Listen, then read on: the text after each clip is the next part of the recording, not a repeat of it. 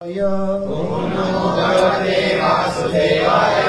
ओम नमो भगवते वासुदेवाय। ओम नमो भगवते वासुदेवाय। ओम नमो भगवते वासुदेवाय। ओम नमो भगवते वासुदेवाय। नारायणं नमस्कृत्यं नरं चैव नरोत्तमं देवीं सरस्वतीं व्यासं ततो जयमुदीरये।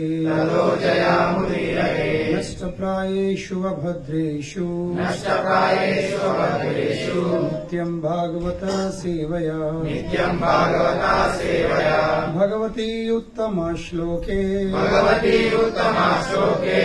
भक्तिर्भवती नैष्टिकी। कृष्णाय वासुदेवाय देवकी नंदनाय च नंदगोपकुमाराय गोविंदाय नमो नमः। जय श्री कृष्ण चैतन्य प्रभो नित्यानंद श्री अद्वैत गदाधर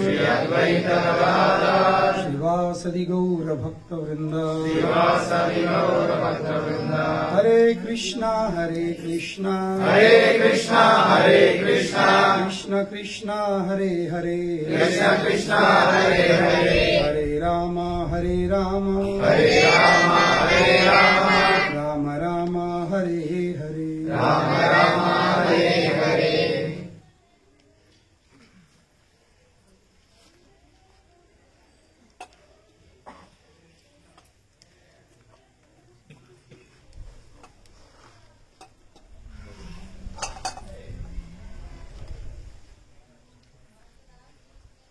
हरे कृष्ण।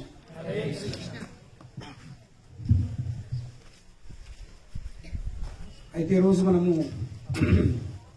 ఇక్కడ వచ్చేసి మనం ఈ శ్రీమద్ భాగవతం 7వ స్కందం నుండి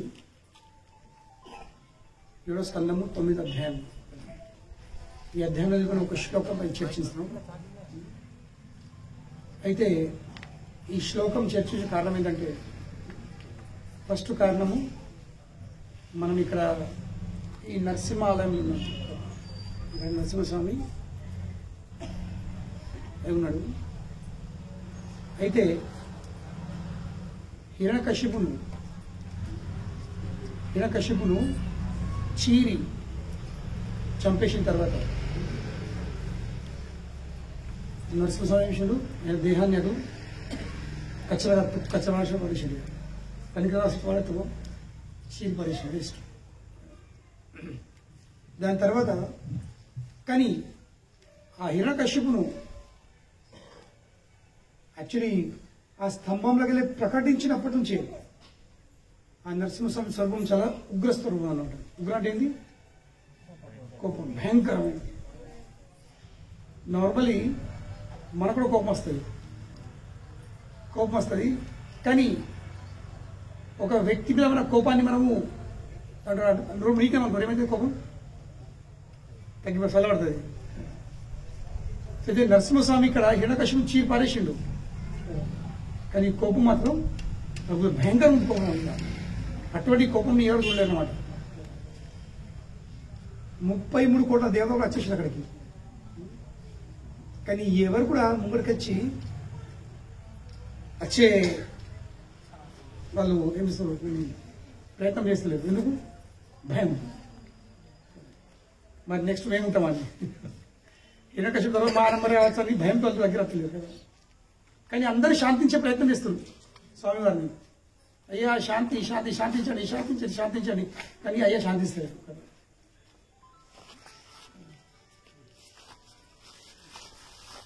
చివరికి ఏమి ఇస్తారు వీళ్ళందరూ అమ్మవారి లక్ష్మిని పంపించింది. అమ్మ మా వల్ల సాధ్యం కాదు, మీరు ట్రై చేయండి స్వామివారిని శాంతించేది. కానీ లక్ష్మి అంటుంది ఇటువంటి ఉగ్రస్వరం నేను చూడలేదు, నేను కూడా మోడుకుంది. ఇంత రిస్క్ నేను తీసుకున్నాను. లక్ష్మీదేవి కూడా వెనక వచ్చేసింది. ఆమె 3 వెళ్ళలేదు, నేను 3కి వెళ్ళాను. కానీ ఇప్పుడు స్వామివారి శాంతించుడు చాలా అవసరమైనది. కనుక ఏం చేస్తాం? అప్పుడు ఈ బ్రహ్మదేవుడు ఆయన ఒక ఆలోచన వచ్చింది. అప్పుడు స్వామివారికి ఇంత కోపం రావడం కారణం ఏంది? హిరణ్యకశిపు. మరి హిరణ్యకశిపు కోపం రావడం కారణం ఏంది? ఎందుకంటే హిరణ్యకశిపు ప్రహ్లాదం చాలా కష్టపెట్టింది. Who's the main cause? Prahlad. కనుక ప్రహ్లాద్ నీ వల్ల స్వామివారు ప్రకటించిండ్రు, నీ కోసం, నీ సంరక్షణ కోసము ఆయన అవతరించిండు, ఆయన ఇంత కోపం వచ్చింది. కనుక నీ బాధ్యత ఇప్పుడు అందరూ చేసారు, ప్రహ్లాద్ చేసేది కాదు. నీ బాధ్యత, నువ్వు స్వామివారిని శాంతించింది. ఏ విధంగా అయితే శాస్త్రం చెప్తుంది, ఒక అడవిలో పెద్ద పులి ఉంటుంది. ఆ పులిని చూసి అందరు పశువులు భయపడతారు, మిగతా పశు జంతువులని భయపడతలేరు. ఆ అడవిలో ఎన్ని జంతువులు, ఎన్ని పశువులు ఉన్నా అవన్నీ పులిని చూసి ఏమైతాయి? పారిపోతాయి. కానీ అవే పులి చిన్న పిల్లలు ఏం చేస్తాయి? ఆ పులి మీద ఎక్కుతాయి, అవితో ఆట పెడతాయి. అవి నెత్తి మీద ఎక్కుతాయి, కాళ్ళ మీద ఎక్కుతాయి. ఇక్కడ అవి భయం ఉంటుందా? పెద్ద పెద్ద పశువులు భయపడతాయి అడవిలో. కానీ ఆ పులి యొక్క చిన్న చిన్న కబ్స్, ఆ చిన్న చిన్న పిల్లలు అవి భయపడాయి. అవి తల్లి నెత్తిన ఎక్కి కూర్చుంటాయి. ఎందుకంటే ఆ పులి ఇంకా పులి పిల్లల మధ్యలో ఏముంది? ప్రేమ సంబంధాలు ఉన్నాయి. There is loving relationships between the lion and the cub. అలాగే ఇక్కడ సింహం ఎవరు? నరసింహ. ఇంకా నరసింహ యొక్క చిన్న పిల్ల ఎవరు? ప్రహ్లాదు. కనుకనే ఈ 33 కోట్ల దేవతలు వాళ్ళందరూ అడవిలో ఉన్న వేరే పశువులకు భయపడుతున్నారు. మేము కానీ ప్రహ్లాదునికి ఎలాంటి భయం లేదు. కనుకనే ప్రహ్లాదు ముంగడికి వెళ్ళిపిస్తుడు. స్వామివారిని శాంతించడానికి ఆయన కొన్ని స్తుతులు పాడుతుంది. ఒక 40-45 శ్లోకములు ఉన్నాయి శ్రీమద్ భాగవతంలో. ఆ శ్లోకాలు విన్న తర్వాత అప్పుడు స్వామివారిగా శాంతించింది. ఏ విధంగా అయితే తన చిన్న చిన్న పిల్లలు అందుబాటులో వస్తే తల్లి ఏం చేస్తుంది? పులి కానీ ఆవు కానీ ఏం చేస్తుంది? చూసాక పిల్లి కూడా వేస్తుంది, నాకుతుంది. అట్లా స్వామివారు ప్రహ్లాదుని ప్రేమ కదా తెలుసు నాకుతుంది. కానీ ఇప్పుడు ఈ 40 శ్లోకాలు పలికింది. 40 శ్లోకాలు ఉన్నాయి. అందులో మనం మీరు ఒక్క శ్లోకంపై చర్చిస్తాం. ఆయన ఫస్ట్ నేను జస్ట్ ఇంట్రొడక్షన్ ఇస్తాను. ఆయన ఇట్లా స్టార్ట్ అవుతుంది ప్రహ్లాదుడు కదా. అయితే ప్రహ్లాద్ వీళ్ళందరూ బ్రహ్మ ఇంకా ఈ 33 కోట్ల దేవతలు ప్రహ్లాదుని మూడేసిన తర్వాత కదా. యాక్చువల్లీ ప్రభుత్వం రిక్వెస్ట్ చేస్తుండు, ప్రహ్లాద్ నువ్వు వెళ్ళండి కదా, please go forward and appease the lord. నువ్వు మూడికి వెళ్ళి స్వామివారిని శాంతించు అని మూడికి వెళ్ళిండు కదా. అయితే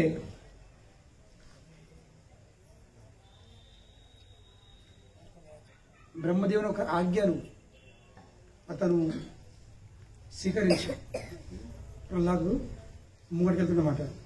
వెళ్ళి సాక్షాత్ స్వామి ముంగట ఏం వేసిండు?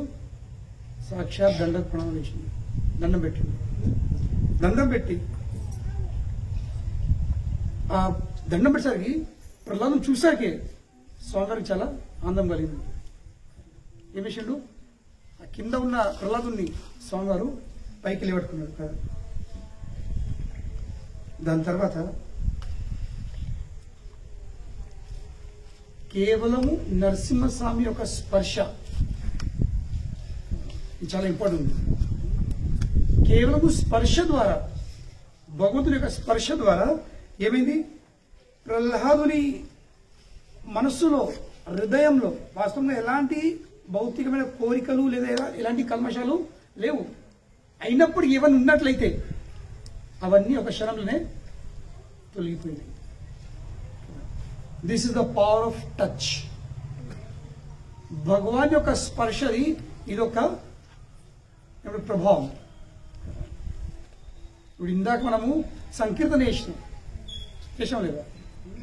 సో సంకీర్తన చేసేటప్పుడు మేము ఏం చేసాం? మనమందరము భగవన్ నామం పలికినాం. సో మనకు అనిపిస్తుంది ఒక మూవీ సాంగ్ ఎట్లుంటే అదో ఇదో సాంగ్, ఒక సీన పాట పాడినట్టు ఇదో పాట కావచ్చు. కాదు, it is not like that. ఇది ఒక పాట కాదు. ఇదేంటి?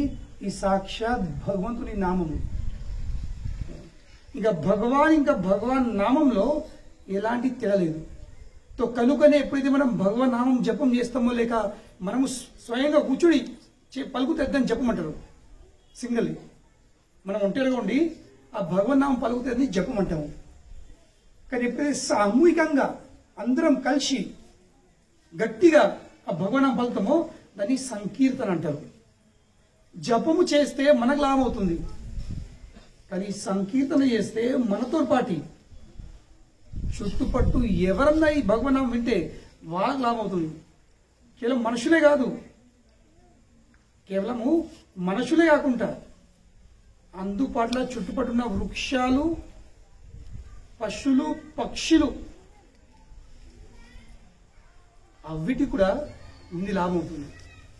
ఎందుకంటే ఈ నామము వాళ్ళ శబ్దం వాళ్ళ చేరబడుతుంది. There also hearing this holy name. तो भगवान नाम तो स्पर्श అయ్యేసరికి ఏమవుతుంది? మనకనిపిస్తుంది ఏదో మేము పాడినాం అంతే కాదు. మనకు అనిపిస్తుండొచ్చు కేవలం భగవాన్ నామం పలికినాను, ఐ జస్ట్ సాంగ్, నేను కేవలం పాడాను కాదు. ఏమవుతుంది? భగవాన్ ఇంకా భగవాన్ నామం మధ్యలో ఎలాంటి తిరలేదు కాబట్టి ఏమవుతుంది? ఎప్పుడైతే మనం భగవాన్ నామం పలుకుతామో అప్పుడు సాక్షాత్ మన సంపర్కం, వీఆర్ కమింగ్ ఇన్ టచ్. ఎవరు టచ్ అవుతున్నాము? భగవంతుని సంపర్కం అవుతున్నాము. దాని యొక్క ప్రభావం ఏంటి? మన హృదయంలో ఉన్న కల్మషాలన్నీ తొలగిపోతాయి. కనుకనే సంకీర్తన చేయాల్సింది, కనుకనే జపం చేయాల్సింది. చేతో దర్పణ మార్జనం భవ మహాధావాగ్ని నిర్వాపణం. ఏమో చెప్తుంది? చేతో దర్పణ మార్జనం. దర్పణ అంటే ఏంటి? అద్దం. ఒక అద్దం ఉంది, కొన్ని సంవత్సరాల నుండి దాన్ని ఎవరు ఉడవలేరు. ఏమైతుంది? అద్దం ఉడవకపోతే దాని మీద దుమ్ము నిండిపోతుంది. అటువంటి దుమ్ముతో నిండా ఉన్న అద్దంలో మనము గల మన ముఖం చూసుకుంటే, చూసే ప్రయత్నం చేస్తే కనిపిస్తుందా? కనిపించదు. ఏం కనిపించదు ముఖం, ఎందుకంటే దుమ్ము నిండా ఉంది. మనకు అనిపిస్తుంది కానీ ఏం కనిపిస్తుంది? ఏం లేదు, ఏం లేదు, ఏం లేదు. లేక ముఖమే లేదనిపిస్తుంది. మన ముఖం కనిపిస్తుంది కానీ ఎప్పుడు my face does not exist, నా ముఖం లేదనిపిస్తుంది. కానీ వాస్తవం నిజమా? ముఖం ఉందా లేదా? ఉంది. అద్దం ఉంది, ముఖం ఉంది. కానీ అద్దం ఇక మన మధ్యలో ఏముంది? దుమ్ము ఉంది. అవులేదా? ఆ దుమ్ము చేయబట్టి మనం అందరము మన ముఖంని చూడలేకపోతాం, మన నిజ స్వరూపాన్ని మనం చూడలేకపోతాం. తో కనుకనే ఆ అద్దంలో మనం ముఖం కనబడాలంటే ఏం చేయాల్సింది? అద్దం దీన్ని ఎత్తి కొట్టుకోవాలి, లేక మన ముఖం అద్దంలో దొరకొట్టుకోవాలి. ఇవన్నీ చేసే అవసరం లేదు. మనం చేయాల్సింది ఏంది? ఒక సరళమైన కార్యం. ఏంటది? ఒక చిన్న బట్ట పేకి తీసుకొని, స్పంజులకి చిన్న ఖర్చు తీసుకొని ఏం చేయాల్సింది? చేతో దర్పణ మార్జనం. మార్జనం అంటే ఏంటి? ఉడవడం, క్లీనింగ్. మార్జనం మీన్స్ క్లీనింగ్. ఏం క్లీన్ చేశాడు? అద్దం. ఏ అద్దంని? చేతో మన చైతన్యాన్ని ఒక అద్దం మనము ఊడుసుకోవాల్సింది. ఇప్పుడు మన చైతన్యం యొక్క అద్దం మీద ఏముంది? ఏ దుమ్ముంది? కామ, క్రోధ, లోభ, మోహ, మద, మాత్సర్యం. ఈ చెడులో దుమ్ము కూర్చుంది అన్నమాట. కనుకనే మనం అందరము మన నిజ స్వరూపుని చూడలేకపోతున్నాం. We are not able to realise who we are. మనం ఎవరివో తెలుసుకోలేకపోతున్నాం, ఎందుకంటే కనబడతలేదు. కనబడకపోయేసరికి ఎట్లా తెలుసుకోవడం? అవును. కనుకనే ఎప్పుడైతే భగవన్ నామం పలుకుతామో ఎప్పుడైతుంది? ఈ భగవన్ నామం జపం లేదా సంకీర్తన ఇది మార్జనం. ఏం చేస్తుంది? ఆ దుమ్మును ఊడ్చేస్తుంది. ఎట్లెట్లా ఊడుతూ అవుతామో అట్లా ఏమవుతుంది, మన ముఖము స్పష్టం కనిపిస్తుంది.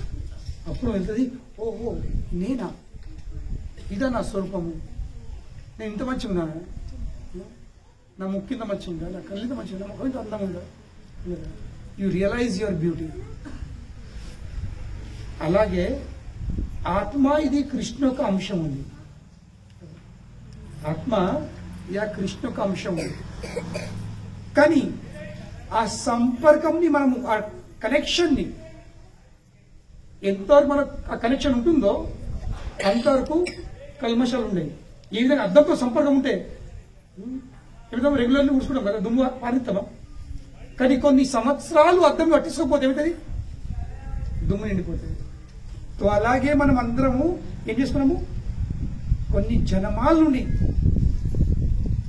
ఆ భగవంతుడితో మన సంబంధాన్ని మనం విడగొట్టుకున్నాం.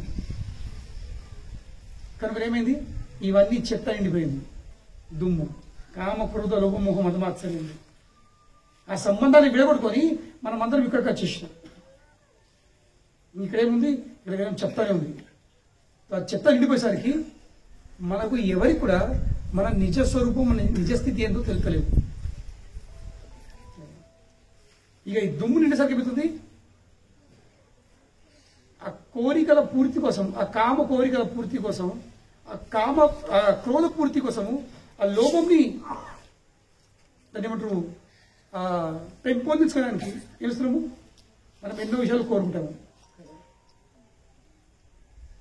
ఇంకా అందులోనే మనం మునిగిపోతాం. కోరికలు ఇంకా కోరికలు పూర్తి చేయడం, ఇదే జీవితం. భౌతిక జీవితం అంటే ఏంది, కోరికలు ఇంకా కోరికల పూర్తి చేయడం కోసం చేసే ప్రయత్నాలు, ఇదే జీవితం. ఇక దాని జీవితం ఉంటుంది, just going on fulfilling the desires. కోరికలు పూర్తి చేయడమే. కానీ కోరికలను పూర్తయితే సత్యలకు కూడా కొన్ని కోరికలు అవుతుంది, ఇది ఉండే అని.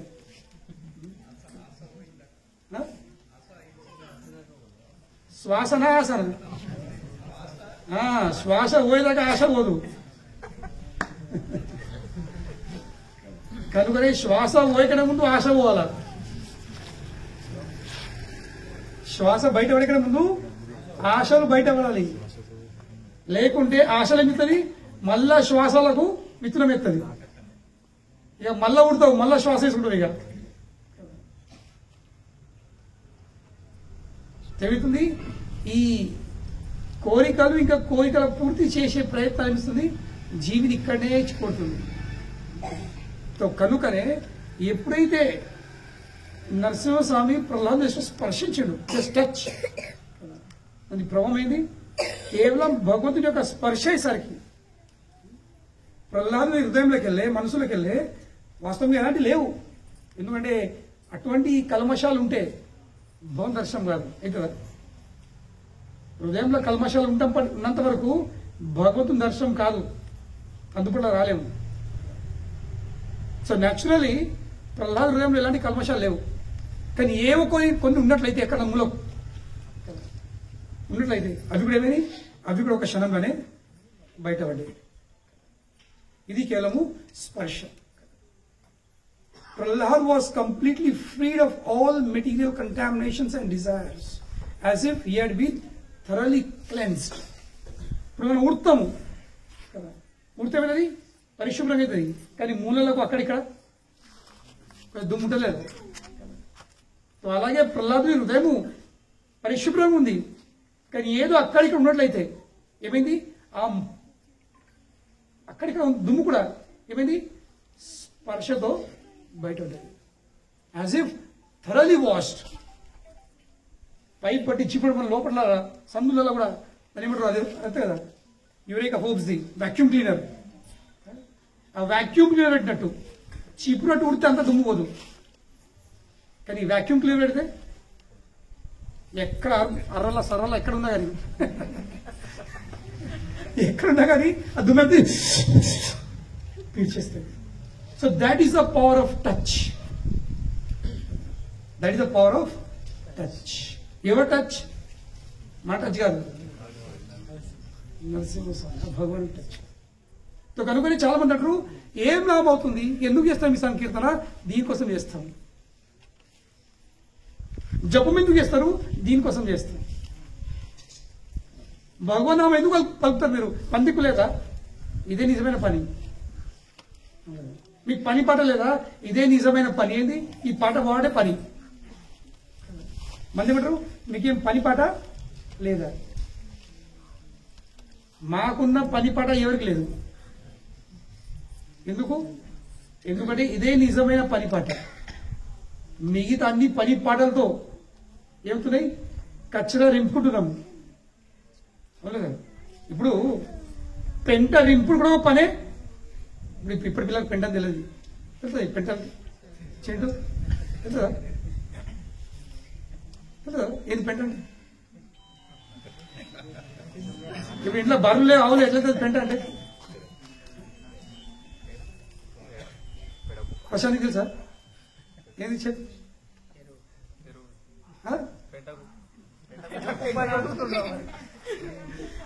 ఇంట్లో ఉన్న బర్లది పేడ బిడ చెత్త అంతా ఇల్లు పక్కన మిత్రులు ఒక మూలకు బొందులోడి అలా కలెక్షన్ సంవత్సరం జమ చేసి వర్షకాలం ఎండాకాలం ఎండ్ల వర్షకాలం తీసి అన్ని తీస్తాం. తోటలకు పొలాలకు జారగొడుతున్నప్పుడు ఇప్పుడు ఆ పెంట కుప్ప రింపుడు అదో పని కదా. దాన్ని కాల్ చేసుడు అదో పని. అవును, రెండు పనులే కదా. రెండు పనులే. భౌతికంగా అందరు చేసే పని ఏంది? పెంట కుప్ప రింపుకోవడం. మేం చేసే పని ఏంది? దాన్ని ఖాళీ చేసుడు. ఇప్పుడు ఏది మంచిది? రింపుకోవడం మంచిదా? ఖాళీ చేసి మంచిదా? ఎందుకంటే రింపుతే ఏమవుతుంది? చెత్తది ఏమవుతుంది? పురుగులు మన్ను కిటకలు మసాలా. కానీ ఖాళీ అయితే కనుకని నిజమైన పని పాట అంటే ఏంది? హృదయంలో ఉన్న ఈ చెత్తను ఖాళీ చేసు. ఎట్లా సాధ్యమైనది? భౌతికంగా ఏ ప్రయత్నం చేసినా సాధ్యం కాదు. అది జనరు కోపం తగ్గించుకోవాలా, ఇది తగ్గించుకోవాలా, ఇవి తగ్గించుకోవాలా, ఆశలు తగ్గించుకోవాలా, అమ్ముక చేయాలా, తమ్ముక చేయాలా అందరూ అంటారు. ఎందుకంటే అందరూ తెలుసు ఇవి ఉంటే మంచిది కాదని. Is it not? ఇప్పుడు అంటారా కోపం పెంచుకోను అన్నా అని? ఈ కోపం తగ్గుది పెంచుకోది అంటారు కదా. కామం నువ్వు పెంచుకుంటారా? కామం ఉండనంటారు కదా, పెంచుకుంటారు వాళ్ళ. ఇప్పుడు అందరూ తెలుసు ఈ కామము, క్రోధము, లోభ, మోహము, మదము, ఆశ్చర్యం, ఈ విషయాలు పెంచుకుంటారు వాళ్ళ. ఎందుకంటే పెంచుకోవచ్చు. చెప్పేవాళ్ళు చెప్తారు పెంచుకో అని. కోపం పెంచుకో, కామం పెంచుకో, లోభం పెంచుకో, ఈర్ష్య పెంచుకో చెప్పేవాళ్ళు చెప్తారు, చెప్తుండొచ్చు. కానీ దానివల్ల నష్టపోయే వాళ్ళు ఎవరు? చెప్పేవాళ్ళ లేక పెంచుకునే వాళ్ళ? ఎందుకంటే నువ్వు ఒక వ్యక్తి మీద ఈర్ష్య పడితే ఆ వ్యక్తికి ఏం పరగడదు. పరగబడుతుంది అస్థిరంగా ఎవరుంటారు? నువ్వే. నిద్ర ఉండదు, మనసులో ఉంటుంది. Why? Because you're jealous of that person. ఎప్పుడు 5 నిమిషాలు మారుతూ ఉంటావు. So how you can be happy? కనుకనే ఈ చెత్త తగ్గాల్సింది. ఈరోజు అన్ని రోగాలకు, అన్ని సమస్యలకు కారణం ఏంది? ఈ చెత్తనే. ఈర్ష్యభావం ఉంటే నువ్వు స్థిరంగా ఉండగలుగుతావా? ఈర్ష్యభావం ఉంటే, కామభావం ఉంటే ఎవరు స్థిరం ఉండలేరు. Nobody can be peaceful. లోభం ఉంటే పీస్ఫుల్ ఉంటారా? ఉండలేదు. కనుకనే ఇవన్నీ నియంత్రణ లేకపోయేసరికి ఏమవుతుంది? వ్యక్తిది జీవితం అస్థిరమైపోతుంది. ఇక మనసు అస్థిరమయ్యేసరికి అన్ని రకరకాల రోగాలు వచ్చేస్తున్నాయి. కనుకని నిజమైన పరిపాలన అంటే ఏంది? ఈ చెత్తను తీసి పరేస్తుంది. ఇప్పుడు మీరు అంటారు, అది మరి చెత్తను తీసి పడితే జీవితం ఉంటుందా? సాధ్యమా? అవును, అన్నీ ఉంటాయి. అన్నీ ఉంటాయి. ప్రశాంతం ఉంటుంది జీవితం. జీవితం ఉన్నది ప్రశాంతం ఉంటుంది. కానీ చెత్త ఉంటే సమస్య వస్తాయి. కానీ చెత్త తీసే విధానము ఎవరు తెలియదు. కూర్చోండి. అమ్మగారు కూడా కలిగి అమ్మగారు కూడా చెప్తుంది. మెల్లగా అప్పుడు తీశారు అలా వీడు కూడా ఇక బొట్టు మీద పోతుంది. ఓ తల్లి వాళ్ళు ఎత్తున పువ్వులు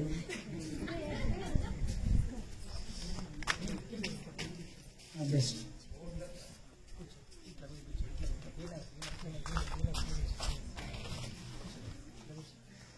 బెస్ట్ మంచి కొడుతుంది. ప్రహ్లాద కొడుతుంది, ప్రహ్లాద భక్త ప్రహ్లాద. తో కనుకనే ఈ భగవంతుని స్పర్శతో సాధ్యమవుతుంది, అంతవరకు కాదు. భౌతికంగా ఎన్ని ప్రయత్నాలు చేసినా ఈ చెత్త బయటపడేది కాదు. ఇంకా ఎంతవరకు ఈ చెత్త బయటపడదు అంతవరకు మానవునికి ప్రశాంతత ఉండదు. ప్రశాంతత ఉండదు. తో కనుకనే ప్రశాంతత కావాలంటే ఈ చెత్త బయటపడాలి. చెత్త బయటపడాలంటే భగవంతునితో స్పర్శ కావాలి. భగవంతుని యొక్క స్పర్శ జరగాల్సింది, అంతవరకు సాధ్యం కాదు. తో కనుకనే ప్రహ్లాదుని ఎప్పుడైతే భగవంతుడు స్పర్శించిండో అప్పుడప్పుడు ఏమైంది, ప్రహ్లాదుని హృదయంలో ఉన్న ఆ భౌతికమైన కల్మషాలు, ఆ కోరికలు ఇవన్నీ బయటపడ్డాయి. ఆ బయటపడేసరికి అప్పుడు ప్రహ్లాదుడు ఈ భౌతికమైన స్థితిలోకి వెళ్ళే ఆధ్యాత్మిక స్థితులు చేరుకున్నాడు. ఇప్పుడు మనకు అనిపిస్తుంది ఈ స్థితులు వేరే వేరే కాదు, ఎట్లా ఉన్నామో అట్లనే ఉంటాము. ఈకే తోకలు రావు. ఏ విధంగా ఎప్పుడు చెప్తా కదా, ఒక ఇనుము సలాకను అగ్గిలెత్తే అగ్గిలు వేయకంటే ముందు ఆ సలాకని ప్లాస్టిక్ మీద ఏమైనా అవుతుందా? ఏం కాదు. కానీ కాసేపు ఆ సలాకను అగ్గిలో పెట్టిన తర్వాత దాని తర్వాత ఆ సలాకని ప్లాస్టిక్ పెట్టింది ఏమవుతుంది? ఎందుకు కలుపుతుంది? ఇది సారీ వేడి అయింది, కానీ సలకల్లో చేంజ్ వచ్చింది ఏమన్నా? స్టిల్ అని ఐరన్ రాడ్.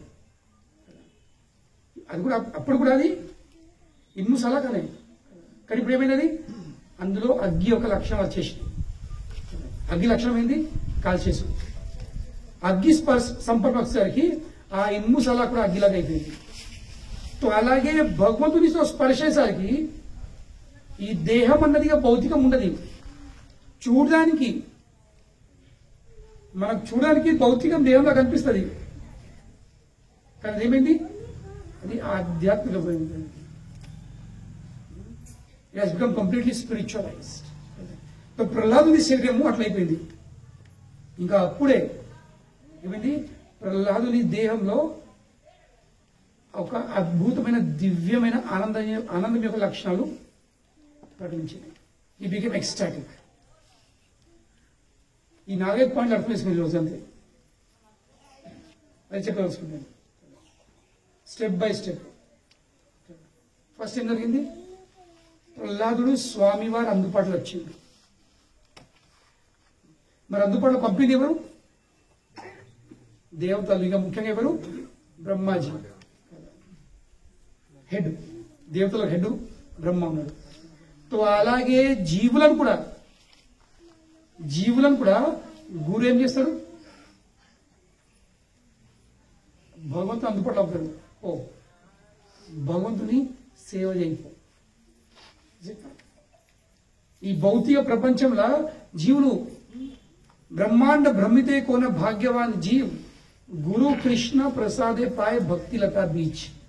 ఈ బ్రహ్మాండంలో అనంత కోటి జీవులు ఏం చేస్తారు? భ్రమణం చేస్తారు సంసార చక్రంలో. బ్రహ్మలోకంలోకి వెళ్ళబడితే కింద పాతాళలోకం వరకు 14 లోకాలు ఉన్నాయి. భూవర్ ఇంకా స్వహ. మధ్యలో భూలోకము, కింద భూవర్లోకము 7, ఇంకా పైన 6 స్వర్లోకాలు. టోటల్ 14. ఎర్త్ 6, 7 ఎన్ని? 14. ఓం భూర్ భువర్ స్వ, ఈ 14 లోకాలు. తో జీవులు పాతాళ లోకాలకు వెళ్ళబడితే బ్రహ్మలోకం వరకు ఏం చేస్తున్నారు? చక్రం భ్రమణ పడుతుంది. జాయింట్ వీల్, ఫెరీస్ వీల్ లాగా. ఇప్పుడు పైన, ఇప్పుడు కింద, మధ్యలో నడుతుంది. కానీ అటువంటి భ్రమణం చేసే జీవులకు ఆ భగవంతుని దయతో ఏమవుతుంది, ఆ గురు దయతో భగవంతుని సేవ చేసే అవకాశం కలుగుతుంది. ఏ విధంగా అయితే ప్రహ్లాదుని బ్రహ్మదేవుడు ముంగడం పెడిపో, ఇలా గురు ఏం చేస్తాడు, జీవులను కృష్ణుని అందుకోవడం పెడిపో, భగవంతుని సేవ చేసుకో. జీవుడు ఏం చేయాల్సింది, ప్రహ్లాదుడు ఏం చేసాడు, ఎస్ వాళ్ళు నేనెందుకు, నువ్వెందుకు, నువ్వవా నో ఆర్గ్యుమెంట్స్.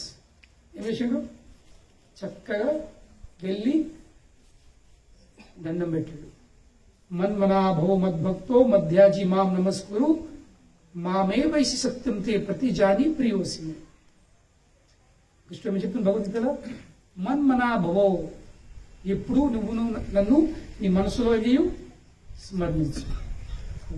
మనం స్మరించడం వల్ల కాదు, సరే నా భక్తుంది అది కూడా కాదు, అరే నన్ను పూజించురా మధ్యాజీ అంత కాదు. స్మరించుడు అంటున్నాం, భక్తుడవుడు కాదంటున్నాము, పూజించుడు ఆయనతో కాదంటున్నాం. చివరికి భగవాన్ ఏమని చెప్తుండు, మాం నమస్కురు, కనీసం 2 చేతులు జోడించి నీవు నాకు నమస్కారం పెట్టు.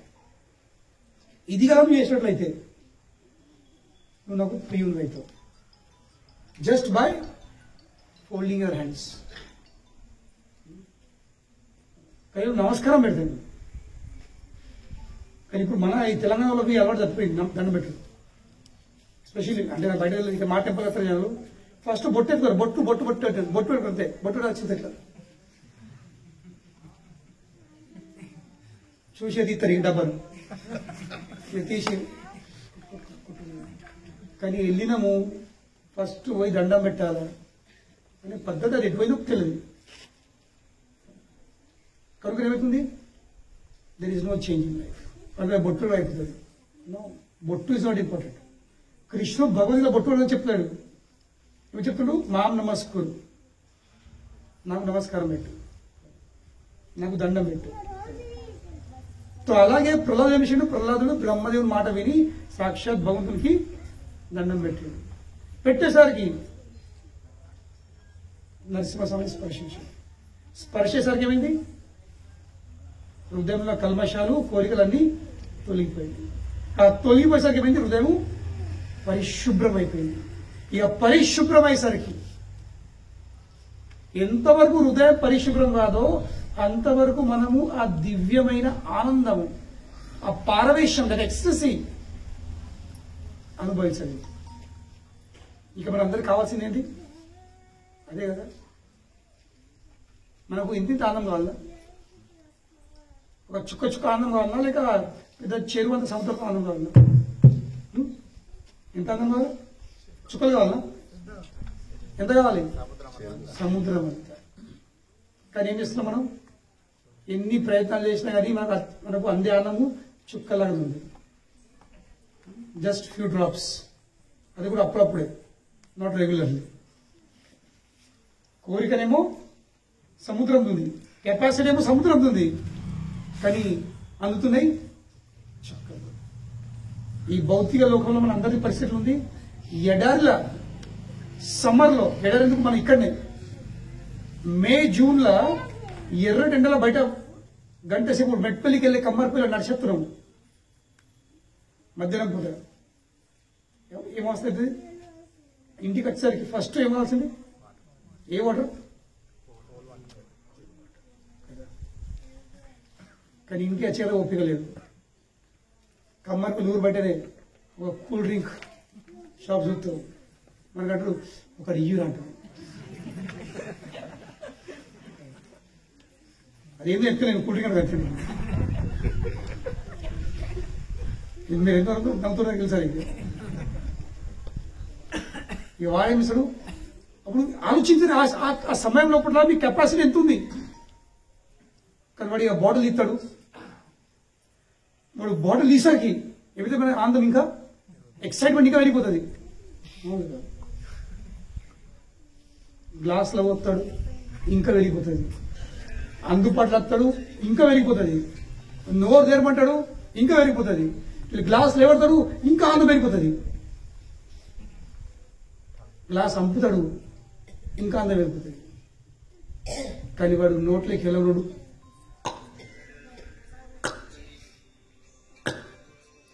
ఇంత అడుగుతాడు. అప్పుడు ఏమైంది ఆనందం? ఈ కొండెక్కిన ఆనందము నిరాశలో మారిపోతుంది, కోపం వచ్చేది. అదే మన అందరి పరిస్థితి ఈరోజు. ప్రతి ఒక్క మానవుడి పరిస్థితి నిరాశ కారణం ఏంది? అందరికీ నిరాశ ఉంది. What is the cause of depression? When the results does not meet with the expectations. ఎప్పుడైతే మన కావాల్సిన కోరికలు కావాల్సినంత నిండదో ఎప్పుడైతుంది నిరాశ అయిపోతుంది. ఇలా కావాల్సింది సముద్రము, అందింది 3 చుక్కలు. అది సాధ్యం కాదు, భౌతిక సాధ్యం కాదు. కనుకనే కేవలము భగవంతుని యొక్క స్పర్శ జరిగేసరికి ఆ కల్మషాలు బయటపడ్డాయి. ఈ లోకంలో జనాలు ఆనందం అనుభవించే విధానం ఏంది? కచ్చర వేసుకోవడం. లేకపోతే if I become contaminated I will become more happy. కనుక 9 అయితే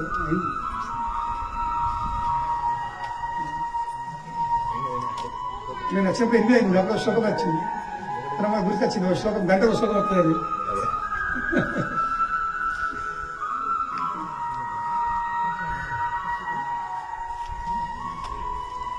స్పర్శ ఈ లోకం అందరూ చెప్తుంది. నేను ఎంత ఇంద్రియాలకు భోగ వస్తువు అందిస్తే నేను అంత అందపడతా.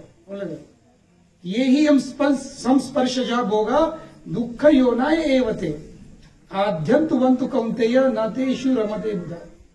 నేను ఎంత రాయనుకో అంత హ్యాపీగా ఉంటా. ఇదే కదా సిద్ధాంతం.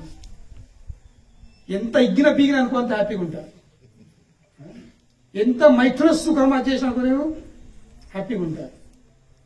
కానీ వాడు హ్యాపీగా ఉన్నాడు? ఎప్పుడు హ్యాపీగా ఉన్నాడు? ఈ భౌతిక లోకంలో ఒక రూల్ ఏముందంటే, అందరికీ భౌతిక రూలు, ఇంద్రియాలు ఇంద్రియార్థాలతో సంపర్కం చేస్తే ఐ విల్ బి హ్యాపీ.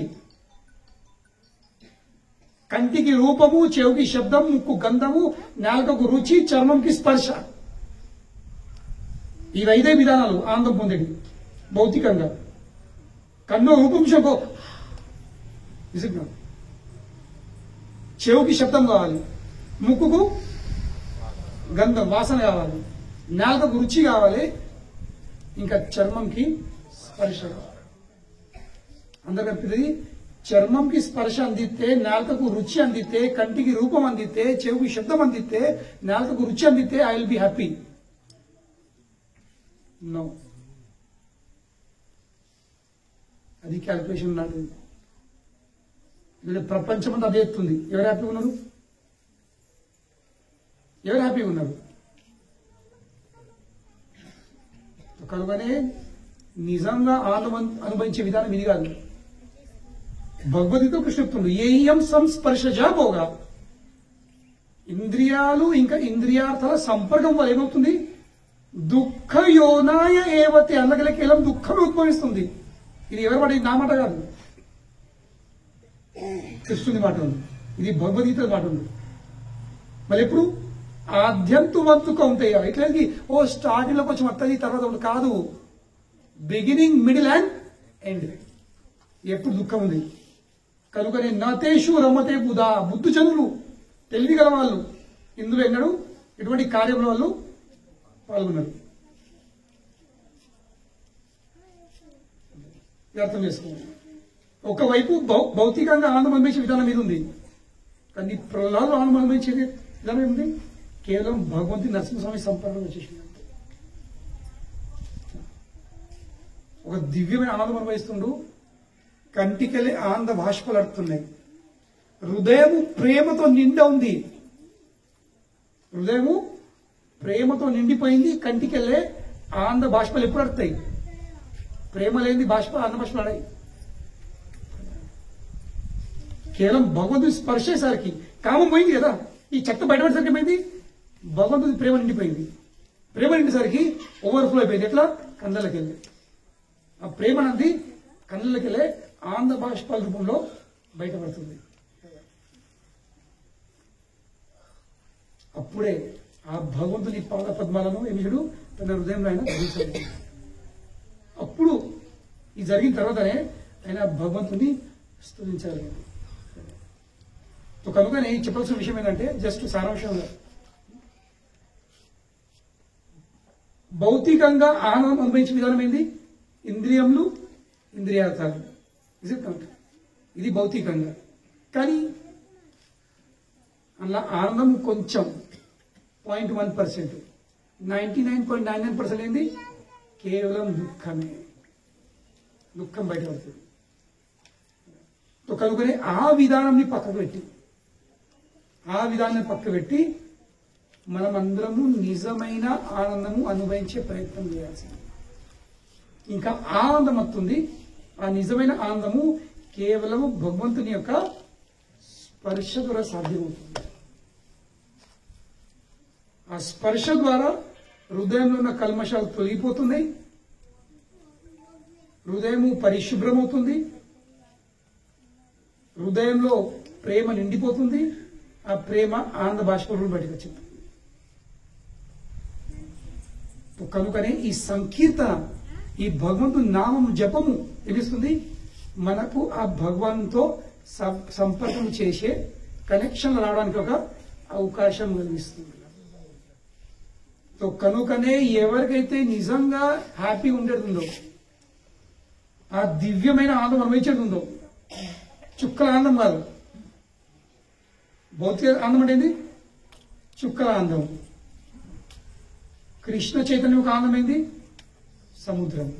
ఏం కావాలి? నేను ఇప్పుడు ఉదాహరణ ఇస్తాను కదా, అది చెప్పి ముగిస్తా. ఇప్పుడు చెప్తాను నేను, ఇక్కడ చెప్పుంటాను. చెరుకు రసం షాప్కి వెళ్తే వాడు ఏం చేస్తాడు? చెరుకు అని వేస్తాడు. ఒక్కసారి పడతాడా? ఏం చేస్తాడు? మళ్ళీ వేస్తాడు. ఎన్నిసార్లు వేస్తాడు? 5-6 సార్లు మినిమం వేస్తాడు. అందులో మొత్తం జ్యూస్ వెళ్ళే పిండి ఏం వెళ్ళదు. అప్పుడు అది తీసేస్తాడు, దాన్ని పడేస్తాడు. ఆ చెరుకు ఏమవుతుంది? పిప్ అవుతుంది. చూశారు కదా? చూసారు కదా? ఇప్పుడు నెక్స్ట్ టైం చూడండి. ఇందాక చూసారు, మళ్ళీ చూడండి. నీ చూసే విధానం చేయలేదు. ఎందుకు? ఎందుకంటే ఇప్పుడు నువ్వు జ్ఞానం పొంది చూస్తావు. ఇందాక ఏదో గుడ్డిగా చూసినావు. తోడా పిప్పి తీసి పక్కన ఒక సంచిలో చెత్తకుండా వారెత్తాడు. ఆ పిప్పి మీద ఈగలు ఆలుతాయి. ఆలుతాయి కదా? ఎందుకు ఆలుతాయి?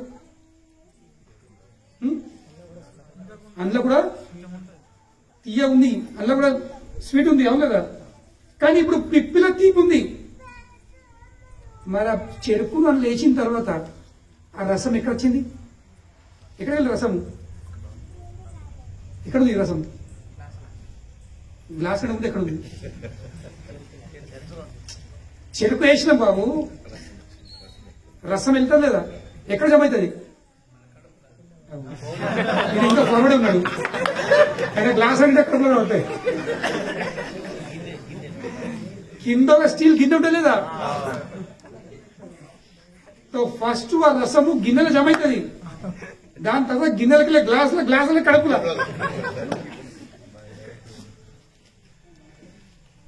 నాకు తెలుసు మీకు ఆకలి అవుతుంది, అంత కడపడుతుంది. సాలు ప్రవచనం రాదు, కొంచెం ఆకలి అవుతుంది, ప్రసాదం పెట్టుంది.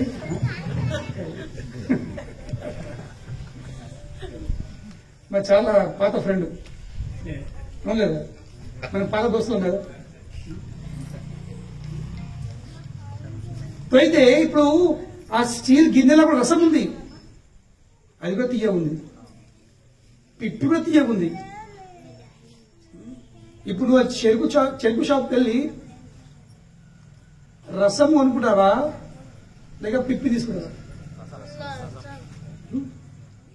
ఏం తీసుకుంటావు? చెప్. కానీ రసంకి 20 రూపాయలు పెట్టాడు గ్లాసు, వాడు పిప్పి ఫ్రీ ఇస్తాడు. అవునా? What will you choose? 20 రూపాయలు పిప్పి ఫ్రీ ఉంది.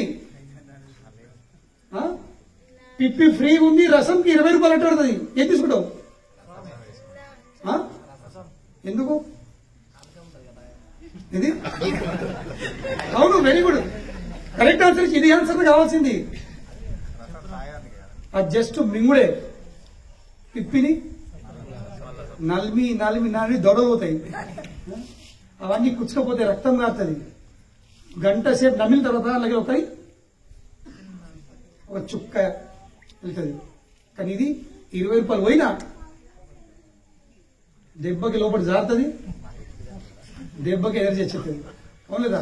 తక్కువ సమయం లోపట్ల ఎక్కువ లాభం. Is it not? అది ఫ్రీ ఉన్నా ఎక్కువ సమయంలో నో లాభం. సో ఎవరికైతే కొంచెం కూడా బుద్ధి ఉంటుంది వాడు ఏం చేస్తాడు, 20 రూపాయలు పోయి నడుతుంది, నేను గిలాస్ చేయడం రసము తాగుతాను. That is intelligence. అయితే ఆ భగవంలో ఉన్న రసము అది ఆధ్యాత్మిక ఆనందం. That is spiritual happiness, real happiness, నిజమైన ఆనందం. ఇంకా పిప్పిలో ఉన్న తీపి అది భౌతిక ఆనందం. ఈ మొత్తం ప్రపంచంలో జీవనం తెలిపిస్తారు, ఈగల్లాగా పిప్పి మీద వెళ్తున్నారు. The choice is yours. ఈగల్లాగా పిప్పి మీద ఆలేడుతుందా, లేక 20 రూపాయలు ఖర్చు పెట్టుకొని తక్కువ సమయంలో ఈజీగా జారేటట్టు ఎక్కువ ఎనర్జీ వచ్చేటట్టు రసం తాగుతున్నారు. ఆ రసం తాగాలంటే రసం ఏముంది, హరే కృష్ణ కృష్ణ కృష్ణ హరే హరే, హరే రామ రామ రామ హరే హరే. ఈ హరే కృష్ణ మహామంత్రం జపంతో ఏమవుతుంది, ఈ హృదయంలోకి కల్మషాలు బయటపడిపోతున్నాయి. అప్పుడు నువ్వు ఆ భగవంలో ఉన్న ఆ గిన్నెలో ఉన్న రసంని ఆస్వాదించగలుగుతావు. So choice is yours. Choice మీద ఉంది. లేదు నేను పిప్పి మీద ఆలుతుంటే ఆలు, నేను డబ్బులు పెట్టా పిప్పి మీద ఆలుతా, పిప్పి నలుగుతా తీసుకో. సంచెడు పిప్పి నలిమినా కానీ ఒక చుక్క రాదు అలాగే, అవును లేదా? కానీ అది 20 రూపాయలు కొంచెం కలిసి అవుతుంది. కానీ ఆ 20 రూపాయల రసం తాగే ఆనందము అది దినమంతా పిప్పి నలిమి కానీ వచ్చేది కనుకనే మన మీద ఉంది. నేను కేవలము రూపము, శబ్దము, రుచి, గంధము ఇంకా స్పర్శలనే చిక్కిపోతున్నా ఈగల్లాగా, లేక ఈ భగవంతుని నామం జపం చేసి నేను ఆ దివ్యమైన ఆనందం అనుభవిస్తాను. Choice ours. హరే కృష్ణ. శిల ప్రభుపాదకి జై. మనం 5 నిమిషాలు కీర్తన